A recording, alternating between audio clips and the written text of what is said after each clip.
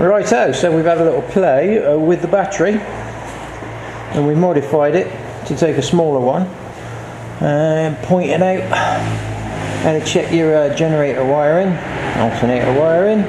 So moving on, what should we do next? Let's just have a little general look at the controls. Gear shift. These gear shifts, if you look carefully, they will come loose on the splines. Even though you've done them up, they'll find their way loose again. So I need to go and get a 10mm spanner.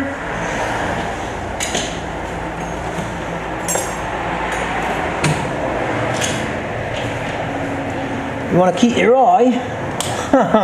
I'll go and get an 8mm spanner. I suppose I'll edit that out really, but it takes more time to edit than it does to go and get the spanner. Right. You want to keep your eye on that. You don't want that being loose because it will just rattle away on the splines and just wear stuff down.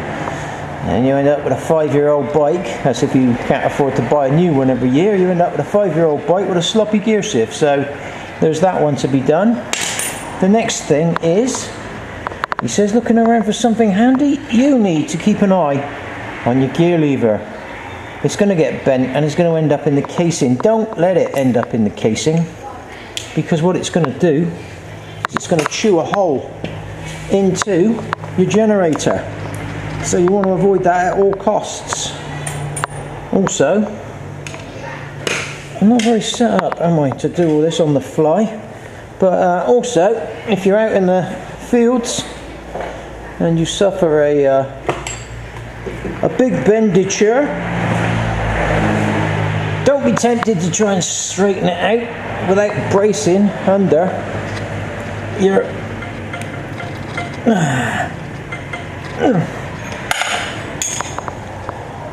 gear shaft, because you don't want to put any extra stress on there because you will damage it.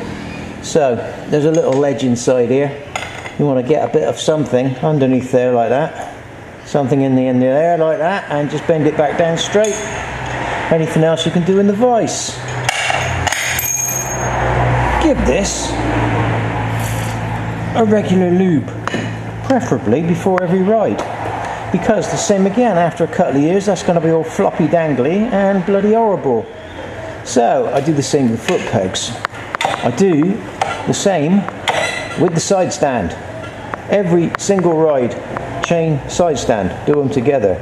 You might notice that my side stand safety switch is missing.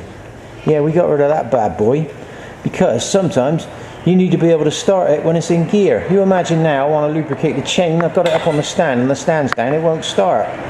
Well, I've got to put the stand up. No, I haven't. I just take that crap off and I can ride it any style I want. Now, to eliminate the stand, the plug is up in here. And all you need to do is find where you hid it. Where is it? Where is the bad boy? There it is, the green one. Basically, you get a wire loop and you just loop out the two connections in the side stand safety switch, and as is the way with the switch. Also, you want to be able to start the bike in gear at any time with the clutch in or out. So there's a clutch switch on the bottom of there, which you just loop out those two terminals as well. Now if you wanted to cut them out and solder them and all that lot, make it a permanent job, you can, but if I ever need to put it back again, there they are there, I've just wired those in and taped them up. So that gets rid of all your safety nanny rubbish, so you can ride the bike how you decide and not how some idiot in some office with a clipboard decides you have to ride it.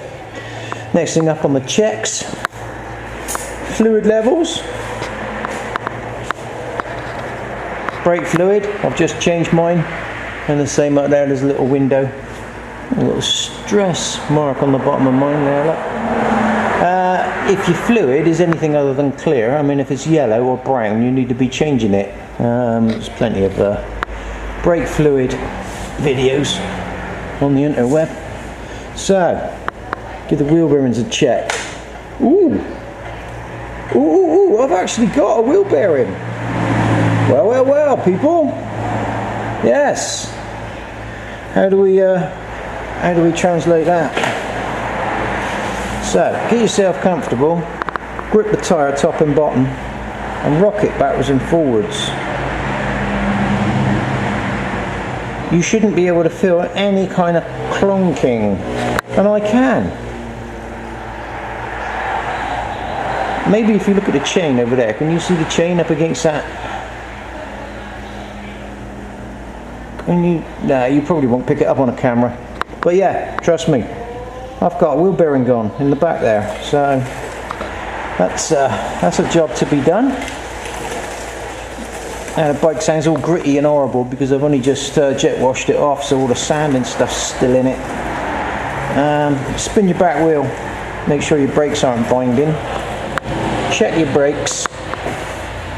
Now what you want to do is get your head down the back here. Check the pad depth. Also check your piston, make sure there's no rust or crap or anything around there. And a good tip to clean that, you should be able to just pull it back with your thumb like that, look. See it? You could just pull the whole piston back with your thumb. And you might have to use a screwdriver or something, but try not to leave it on the brake pad. Try to get it up here, yeah, where there's no pad. Right, your piston's in. Check that your caliper's sliding. So you need to just it's a lot easier to do than it is to show. Let's get up. Your caliper has to slide on these pivot points here and here. If it's not sliding freely, you're going to wear your pads out wrong and you're going to have a horrible pedal. So make sure that's all free. If it's not, you've got to have it out. You've got to have the bracket out. The bracket will slide off of there, and then you can grease inside and put it back together. Don't forget to pump your piston back out, or you're going to go down the road and poo your pants.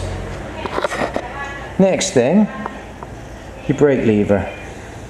Now it's very tempting to do that, let's have the fancy ones. And he's just crawling over here on his hands and knees.